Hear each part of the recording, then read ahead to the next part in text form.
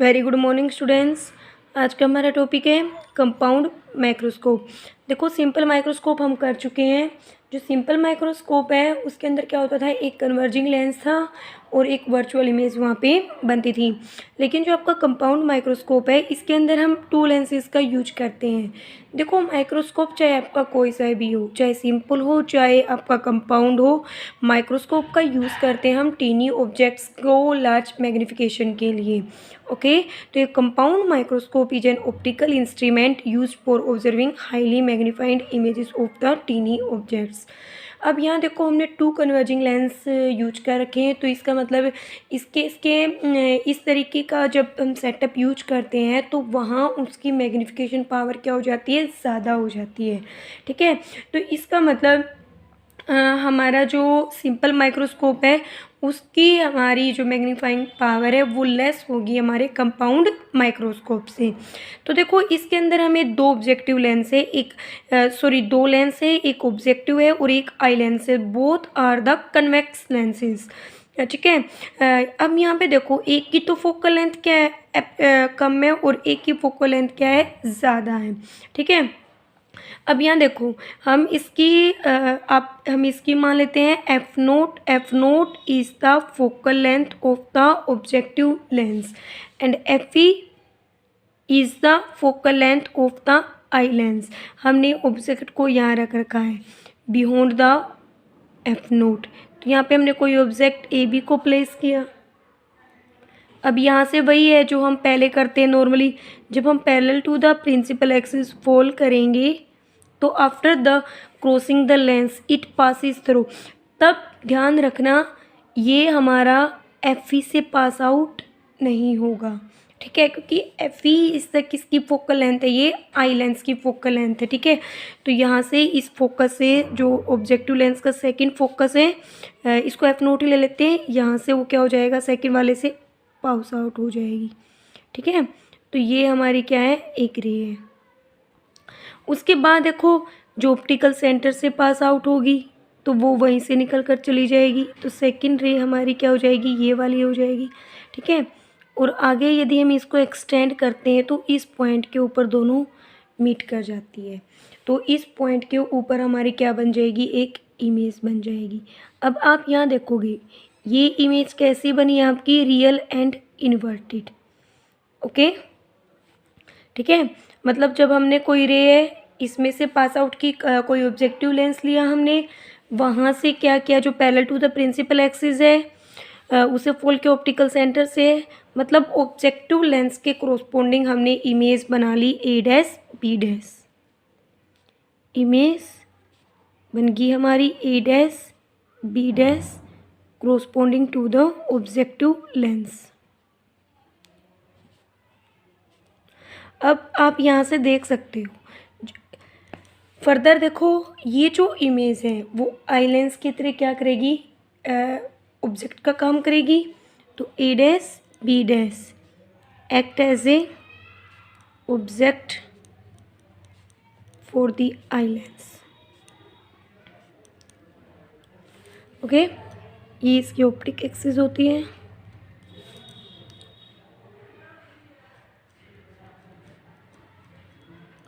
अब यहाँ देखो हमें क्या करना है, देखो पहले हमारी क्या थी, ये जो सेंटर से पास आउट हो रही, ये थी जो कहाँ चल रही थी हमारी, यहाँ पे फॉल होती है। आप इसके एपरेचर को थोड़ा बढ़ा सकते हो। ठीक है, तो यहाँ देखो जैसे ये यहाँ पे इस लेंस के साथ स्ट्राइक करती है तो इससे भी क्या है, रेयर टू डेंसर जाएंगे। डेंसर मतलब जब हमें पता है ना कोई भी रे यदि ओब्लिक के ऊपर फॉल होती है तो आफ्टर द रिफ्रैक्शन वो कहाँ कैसे पास आउट होती है, ओब्लिक से ही। तो एक बीम हमारी क्या हो जाएगी, ये ऐसे पीछे की तरफ, ठीक है, लेंस में आगे की तरफ। अब ऐसे ही देखो ये वाली इमेज है जो ऑप्टिकल सेंटर से है, ये भी यहाँ पे लेंस पे जाके यहाँ पे स्ट्राइक करेगी, ओब्लिक फॉल हुई है तो पासिंग थ्रू द लेंस, तो ये कैसे जाएगी आपकी, ओब्लिक ही जाएगी। ओब्लिक ही इसके ऊपर फॉल हो रहा है इंसिडेंट, तो ओब्लिक ही ये आफ्टर द मतलब लेंस में से पास आउट होने के बाद भी ये कैसे जाएगी, आपकी ओब्लिक जाएगी। ठीक है, तो इनको हम पीछे कहीं दोनों को मिला लेते हैं, क्योंकि कहीं ना कहीं तो ये पॉइंट भी हमारा क्या करेगा, मीट करेगा। जैसे हमने इसको पीछे मीट किया तो यहाँ हमारा ये जो दोनों पॉइंट है यहाँ पे मीट कर जाते हैं, तो इसके कोरोस्पोंडिंग हमारी क्या बन जाएगी, यहाँ पे एक इमेज बन जाएगी। ठीक है, ये हमारी क्या बन गई है, एक इमेज बन गई है। अब यहाँ से आपको पता है कोई ऑप्टिकल सेंटर से रे पास आउट होती है, तो वो after the passing through the image वो भी कहाँ से जाएगी, हमारी ऑप्टिकल इसके अंदर से ही जाएगी। ठीक है, ओके। अब देखो यहाँ से हमारा यहाँ पे मैं क्या कंक्लूजन निकाल लिया है, जैसे आपको पता है जो ए डैश बी डैश थी इस लेंस के लिए क्या थी, आपकी ऑब्जेक्ट का काम कर रही थी, तो इसके कोरोस्पोंडिंग हमारे पास एक इमेज बन गई है ए डैश बी डैश। ठीक है, ए डैश बी डैश हमारे पास क्या बन गई है, इमेज बन गई है। It is the final image, A dash B dash is the final image. Okay, ये थी आपकी कंस्ट्रक्शन।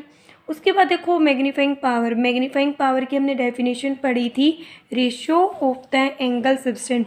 देखो पहले, इससे पहले मैं आपको एक एक्सप्लेन कर रही हूँ, जैसे जो आपकी इमेज बनी हुई ना ए डैश बी डैश, ये इस तरीके से मतलब हमें क्या है आई लेंस और ऑब्जेक्टिव लेंस की हमें अरेंजमेंट करनी पड़ती है कि भी जो आपकी जो ये फाइनल इमेज बनती है वो आई लाइन से डिस्टिंक्ट विजन के ऊपर बने, आई के। ठीक है, at the least distinct vision from the I.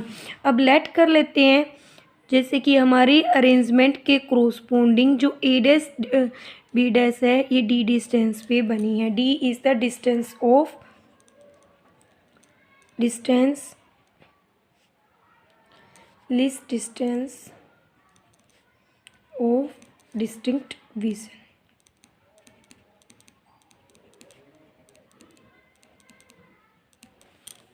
Okay, तो A dash A double dash B double dash हमारी क्या बन गई है, फाइनल इमेज है। अब ये देखो हमें पता है मैग्नीफाइंग पावर कैसे निकालनी थी, मैग्नीफाइंग पावर क्या था, ratio of angle subtend at the eye by final image divided by में angle subtend at I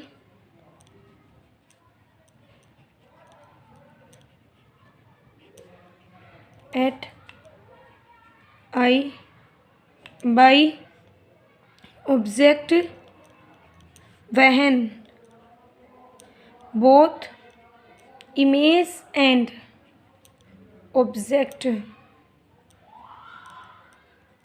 are at a distance of d।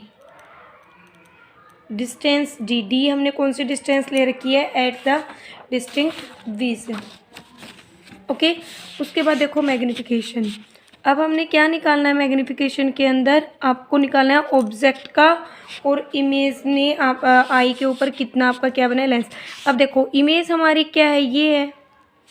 ठीक है, फाइनल इमेज तो हमारी ये है, तो इसकी ये रे जो किससे पास आउट हो, देखो सेंटर के साथ, तो प्रिंसिपल एक्सिस के साथ हम बोल सकते हैं ना भाई आई इनके बहुत ज़्यादा नज़दीक है, तो यहाँ पे जो एंगल बनेगा ना ये एंगल क्या हो जाएगा, बीटा, जो कि किसने बनाया है, इमेज ने, तो बीटा डिवाइडेड बाई।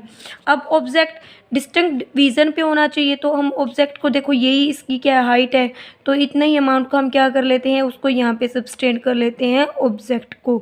ठीक है, तो अब वो इस आई लेंस का आपका कहाँ से पास आउट होना चाहिए, ऑप्टिकल सेंटर से। तो ये अब देखो इसके ऑप्टिकल सेंटर से पास आउट हो जाएगा, तो ये जो एंगल होगा ना ये एंगल आपका हो जाएगा अल्फ़ा, तो m is equal to beta by alpha.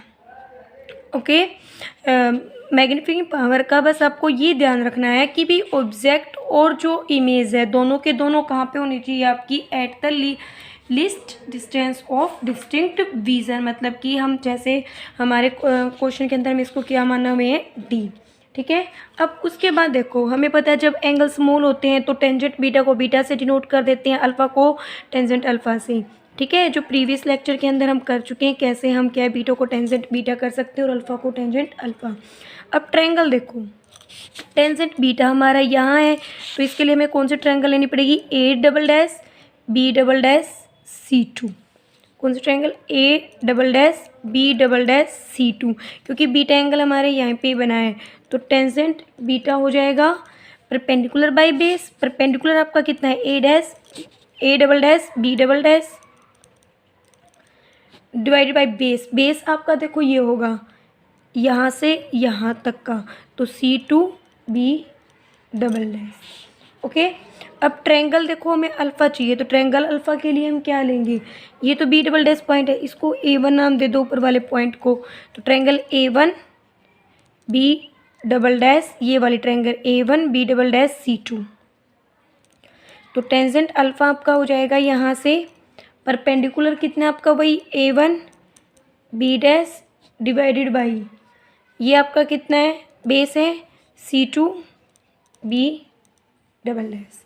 अब देखो जितना A one B double dash है उतना ही ए बी ही होगा, क्योंकि हमने तो क्या है एज इट इज़ ऑब्जेक्ट की हाइट ली है यहाँ पे, तो ये आपका हो जाएगा A B divided by C two B double dash. Okay, अब एम आपका क्या है, टेंजेंट बीटा, तो A double dash B double dash divided by में C two B double dash into में टेंजेंट अल्फ़ा रखेंगे, तो नीचे यहाँ पे कितना है आपका ए बी और इंटू में C two B double dash, C two B dash से सी टू गया, तो यहाँ पे आपका बच गया A double dash B double dash divided by में ए बी। ठीक है, अब यहाँ से आप देखोगे जो ए डबल डैश है बाई ए बी, इसको हम क्या कर लें, देखो ऑब्जेक्टिव लेंस का मैग्नीफिकेशन निकालें, हमने जैसे सिंपल माइक्रोस्कोप के अंदर किया था। ठीक है, तो पहले हम क्या कर लें, इनका अलग अलग निकाल लेते हैं। एक तो मैग्नीफिकेशन ऑब्जेक्ट का लिख लेते हैं, ऑब्जेक्टिव लेंस है, और एक लिख सकते हैं magnification of the eye lens. अब यहाँ देखो मैग्नीफिकेशन ऑफ द ऑब्जेक्ट हम क्या लेंगे, आपको अच्छे से पता है मैग्नीफिकेशन क्या होता है, साइज ऑफ इमेज या height of the image divided by height of the object. अब ऑब्जेक्ट के लिए इमेज कौन सी थी, ए डैश बी डैश थी, तो हम लिखेंगे A dash B dash divided by में ऑब्जेक्ट कितनी है, A B. It is the simple formula of the magnification. Magnification क्या होता है, height of the image divided by height of the object. अब मैग्नीफिकेशन ऑफ लेंस को हम क्या लिखेंगे, अब इसके लिए इमेज कौन है, A double dash B double dash, और ऑब्जेक्ट कौन है इसके लिए, ए वन बी डैश। ठीक है, अब यहाँ देखो हमारे पास क्या है, टोटल मैग्नीफिकेशन में ए डबल डैश है ए बी, हम क्या कर दें, इसको ए डैश बी डैश से मल्टीप्लाई कर दें हमारे जो फॉर्मूले के अंदर इसके इसको, और उसी से डिवाइड करते, ताकि वो हमारे पास क्या बन जाएगा। अब A double dash A B dash क्या है, magnification of the eye lens, और A dash by A B क्या है, magnification of the object lens. तो इस तरीके से हम क्या कर सकते हैं, मैग्नीफिकेशन कंपाउंड माइक्रोस्कोप को कैलकुलेट कर सकते हैं।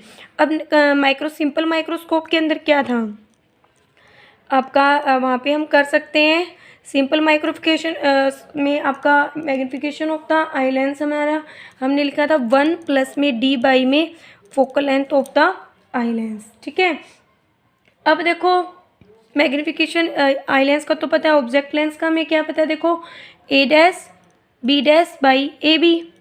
अब यहाँ देखो ए डैश बी डैश सारे के सारे डिस्टेंस हम कहाँ से कैलकुलेट कर रहे हैं, ऑप्टिकल सेंटर से कर रहे हैं, तो ए डैश बी डैश को, या फिर हम ऑब्जेक्ट में बोलते हैं ना, जैसे कि distance of the image divide by distance of the object. अब देखो यहाँ से सी वन बी डैश तो क्या है आपकी इमेज की डिस्टेंस, तो इसको हम क्या लिख सकते हैं, C one B dash divided by object की डिस्टेंस सी वन बी, यहाँ पे आपका हो जाएगा सी वन बी। तो सी वन बी डैश आपका कितना है, राइट में बनी है इमेज तो वी नोट, और लेफ्ट में ऑब्जेक्ट है तो माइनस के यू नोट। तो आप मैग्नीफिकेशन को लिख सकते हो, दोनों की मल्टीप्लिकेशन तो है मी नोट माइनस के यू नोट इंटू में 1 प्लस में डी बाई में एफ ई। ठीक है, ये आपका क्या है फॉर्मूला है। उसके बाद देखो नेक्स्ट क्या है, देखो यहाँ पे हमारी हम चाहते हैं कि भी फोकल लेंथ के अंदर यदि हम निकालना चाहते हैं, तो ये जो आपकी वी नोट बनी है, जो हम आपका मतलब सी वन बी डैश से सॉरी ये जो आपकी यहाँ पे देखो ऑब्जेक्ट है, जो ऑब्जेक्ट है ना ये very close to the focus है। ठीक है, तो हम इसको क्या लिख सकते हैं, सी वन बी को जब आपकी ऑब्जेक्ट क्या है नियर बहुत ही इक्वल होती है हमारी फोकल के, तो C one base is equal to the C one आपका हो जाएगा सी वन, यहाँ से डिस्टेंस बी है C one B is equal to the C one F naught. और इक्वल टू हो जाएगा आपका focal length of the object lens. तो आप यू की जगह इसकी रिप्लेसमेंट कर सकते हो, तो वी नोट बाई माइनस के एफ नोट 1 प्लस में डी एफ ई। अब देखो, जब आपका मैग्नीफिकेशन मतलब यदि इमेज जो माइक्रोस्कोप के अंदर यदि इनफाइनाइट में बनती है, ठीक है, कि आपका स्पेशल नोट है ये, जब आपकी इमेज फॉर्मेट है final image is formed at infinite then आपका मैग्नीफिकेशन का फॉर्मूला रिड्यूस हो जाएगा वी डी अपॉन में F of note F E. ठीक है, तो यहाँ आप देखोगे जैसे कि मैग्नीफिकेशन किसकी जितनी ज़्यादा फोकल लेंथ कम होगी उतनी मैग्नीफिकेशन ज़्यादा होगी। अब जो एफ नोट है ना ऑब्जेक्टिव लेंस इस फोकल लेंथ लेस देन होती है आई लेंस, ताकि हमारा जो फील्ड ऑफ व्यू है ना हमारे माइक्रोस्कोप के अंदर वो हमारा लार्ज हो जाए। इस वजह से जो ऑब्जेक्टिव लेंस है उसकी फोकल लेंथ हमारी लेस होती है एज